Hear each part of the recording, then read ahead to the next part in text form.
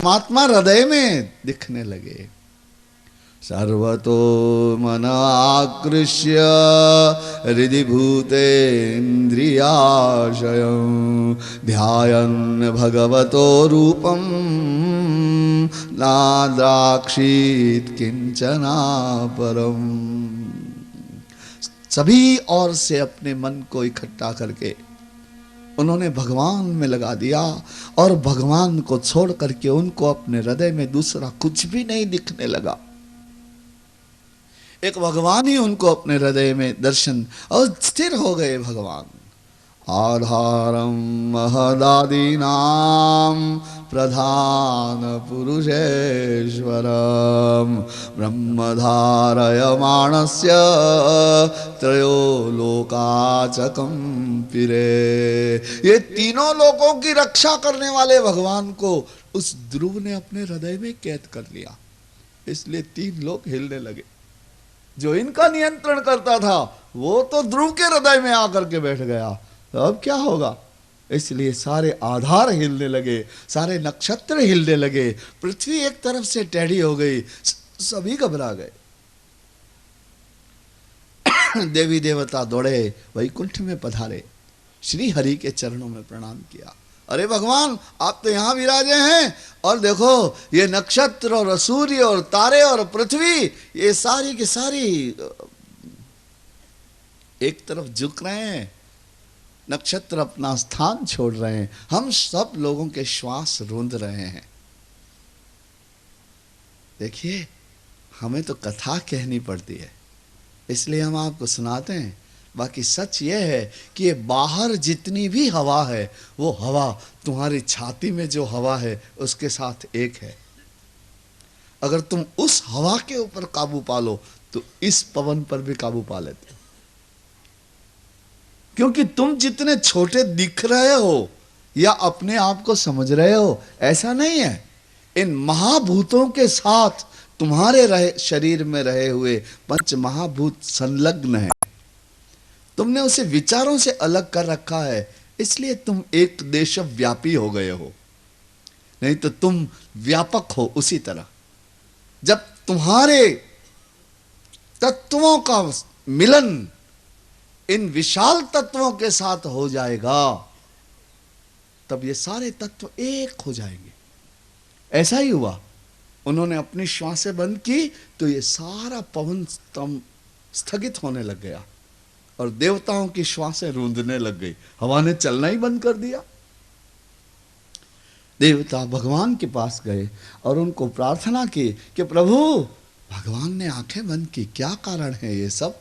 आंखें बंद की तो उनको यमुना तट दिखाई दिया नारायण को, और वहां पर उनको पीपल के वृक्ष के नीचे उत्तानपाद के पुत्र ध्रुव एक पांव पर खड़े हुए समाधिस्थ दिखाई दिए।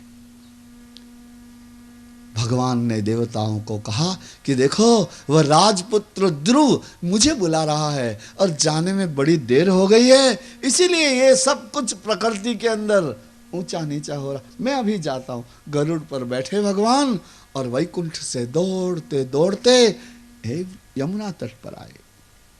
यमुना तट पर उन्होंने देखा कि पीपल के वृक्ष के नीचे, पास में यमुना जी बह रही थी, पीपल के वृक्ष के नीचे एक छोटा सा 5 वर्ष का बालक एक पांव पर खड़ा हुआ है, उसकी आंखें बंद हैं, उसके केश कंठ तक हैं और बिल्कुल भोला भाला उसका मुखमंडल है, और ऐसा बालक उनको आराधन कर रहा है, हृदय में उनका निरंतर जप कर रहा है, अपना सब कुछ भूल गया है, अपनी परिस्थिति भूल गया है, गुणों से अतीत हो गया है, अवस्था से अतीत हो गया है, इंद्रियों से अतीत हो गया है, बाह्य संसार से उसका कोई संबंध नहीं रह गया। ऐसे ध्रुव को देख करके भगवान कमल ने इनकी आंखें प्रेम की तीव्रता से भराई, भगवान की आंखें भी भराई। उन्होंने कहा कि अब इसकी समाधि कैसे तोड़नी चाहिए, तो भगवान ने एक रचना की, अपना एक रूप उस ध्रुव के हृदय में विराजमान कर दिया। अब तक तो ध्रुव नारद ने बताया था वैसे विग्रह के दर्शन कर रहे थे, अब तो प्रत्यक्ष भगवान ने अपना ही रूप उसके हृदय में विराजमान कर दिया।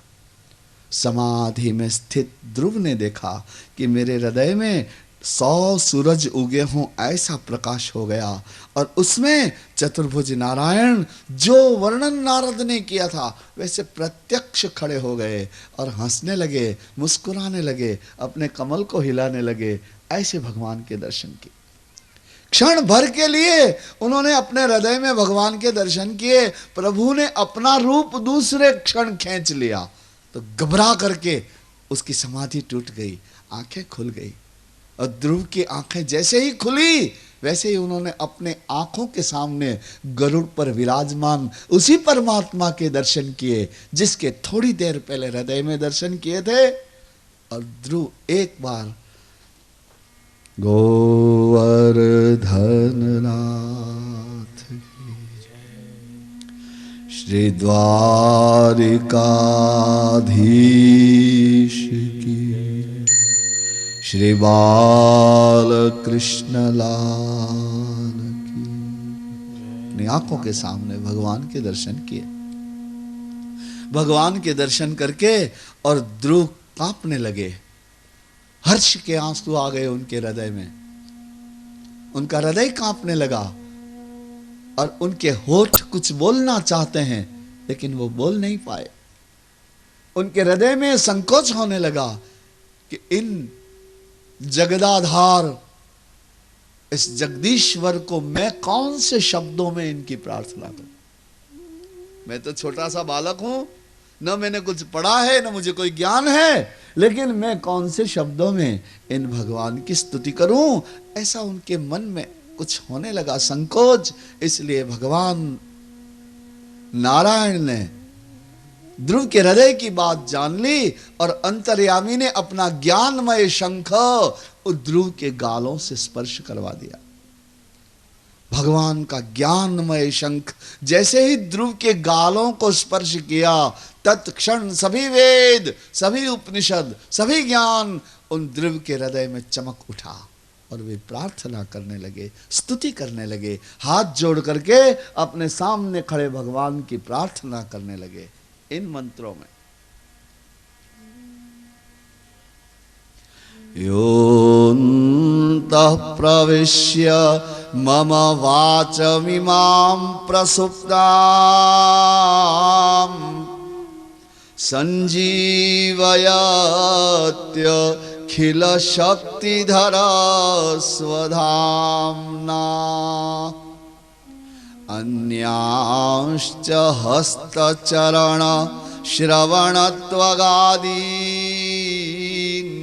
प्राणान्नमो भगवते पुरुषाय तुभ्यम्। योऽन्तः प्रविश्य, ध्रुव जी ने कहा कि भगवान आप ही मेरे भीतर प्रवेश करते हैं। योऽन्तः प्रविश्य मम वाचमिमां प्रसुप्तां संजीवयत्यखिल शक्तिधरा स्वधाम्ना अन्यांश्च हस्तचरण श्रवणत्वगादीन् प्राणान्नमो भगवते पुरुषाय तुभ्यम्।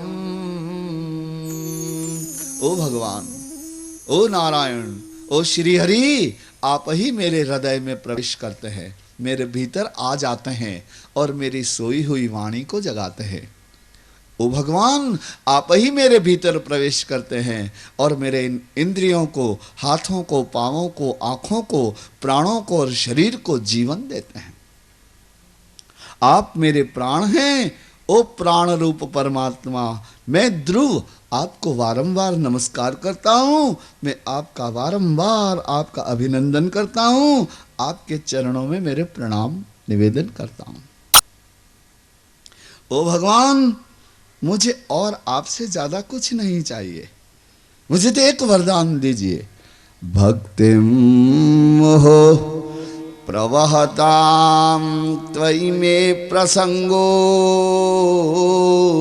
भूयादनंत महता ममलाशयानां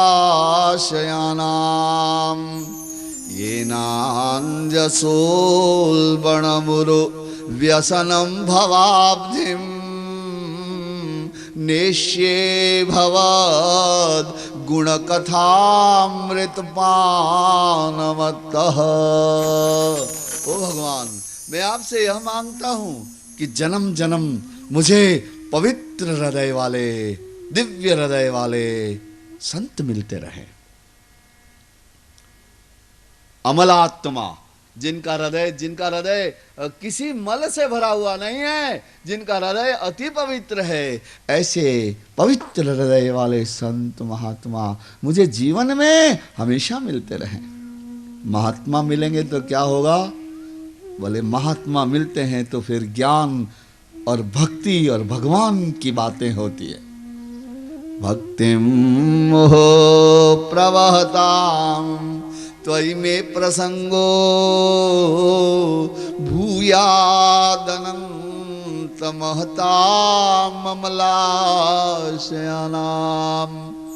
येनाञ्जसोल्बणमुरु व्यसनं भवाब्धिं नेष्ये भवद् गुणकथामृतपानमत्तः। महात्मा मिलते हैं तो ज्ञान की कथा होती है, भगवान की कथा होती है, और भगवान की कथा सुनते सुनते सुनते भक्ति मिल जाती है, भगवान से प्रेम हो जाता है, और भगवान से प्रेम हो जाता है तो ये संसार अपने आप छूट जाता है। प्रेम का अपना एक आनंद होता है, प्रेम का अपना एक नशा होता है। और ओ भगवान, ध्रुव जी कहने लगे, भगवान जिसे आपका प्रेम मिल जाता है ऐसा तेन स्मरन्त्यतितरां प्रियमीशमर्त्यं ये चान्वदः सुतसुहृद्गृहवित्तदारा ये त्वब्जना भवदीय पदारविन्द सौगन्धलुब्धहृदयेषु कृतप्रसंगा। ओ भगवान, जो तुम्हारे प्रेम से भरे हुए हैं, जिनके हृदय में तुम्हारी भक्ति ने जन्म ले लिया है, जो तुम्हारे प्रेम के नशे में डूबे हुए हैं, जो तुम्हारे चरण कमल पर लुब्ध भंवरों की तरह जिनके हृदय तुम्हारे चरणों पर ही घूम रहे हैं, ऐसे भक्तजन ते न स्मरन्त्यतितरां प्रियमीशमर्त्यं ये चान्वदः सुत सुहृद्गृहवित्तदारा। जिनका हृदय भंवरे की तरह तुम्हारे चरण कमलों पर लुब्ध हो गया है, जिन्हें तुम्हारे चरणों का स्वाद मिल गया है, जिन्हें तुम्हारा प्रेम मिल गया है, ऐसे मनुष्य अपनी पत्नी को, अपने पति को, अपने पुत्र को, अपने घर को और अपने वैभव को वैसे ही भूल जाते हैं जैसे सपने में आदमी अपने आप को भूल जाता है। उन्हें याद ही नहीं रहता। नींद में तुमको कुछ याद रहता है? नींद में तुमको कुछ याद रहता है? तुम कौन हो, कितनी उम्र के हो, किस देश में पड़े हो, सुखी हो कि दुखी हो, अच्छे हो कि बुरे हो, छोटे हो कि बड़े हो, निर्धन हो कि अमीर हो? नींद में कुछ याद रहता है? नहीं याद रहता। इसी तरह से तुम्हारे प्रेम की समाधि में व्यक्ति खुद को और अपने परिवार को और अपने सारे जगत को भूल जाता है। इस तरह वारंवार ध्रुव ने भगवान की स्तुति की। आइए हम भी उसकी स्तुति करें। ओम नमो नारायणा, ओम नमो नारायणा, ओम नमो नारायणा, ओम नमो नारायणा, ओम नमो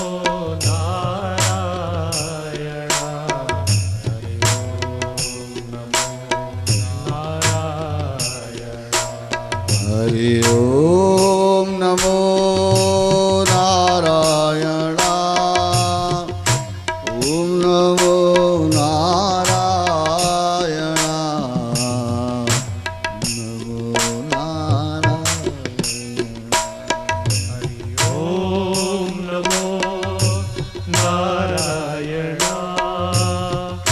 ओम नमो नारायण हरि ओम नमो नारायण हरि ओम नमो नारायण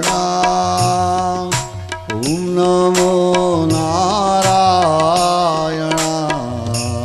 ओम नमो नारायण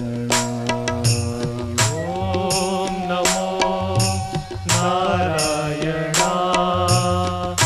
ओम नमो नारायण हरि ओम नमो नारायण हरि ओम नमो नारायण हरि ओम नमो नारायण हरि ओम नमो नारायण हरि ओम नमो नारायण हरि ओम नमो नारायण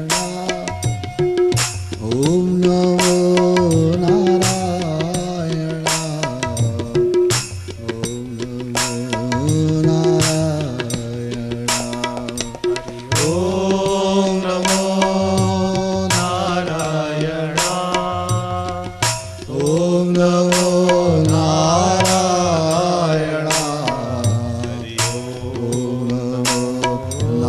नारायण हरि ओम नमो नारायण हरि ओम नमो नारायण हरि ओम नमो नारायण हरि ओम नमो नारायण हरि ओम नमो नारायण हरि ओम नमो नारायण ओम नमो नारायण हरि ओम नमो नारायण ओम नमो नारायण ओम नमो नारायण ओम नमो नारायण ओम नमो नारायण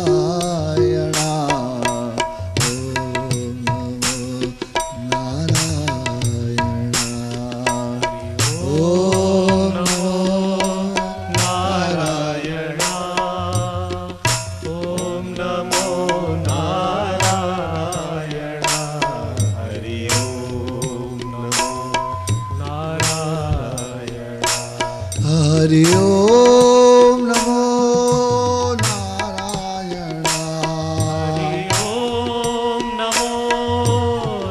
नारायण ओम नमो नारायण हरि ओम नमो नारायण ओम नमो नारायण ओम नमो नारायण हरि ओम नमो नारायण ओम नमो नारायण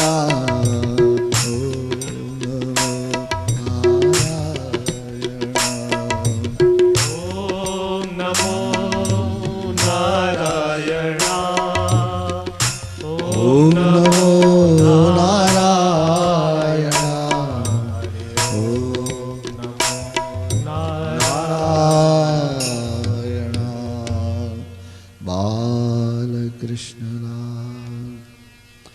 यस्मिन् विरुद्धगतयो यनिशं पतन्ति विद्यादयो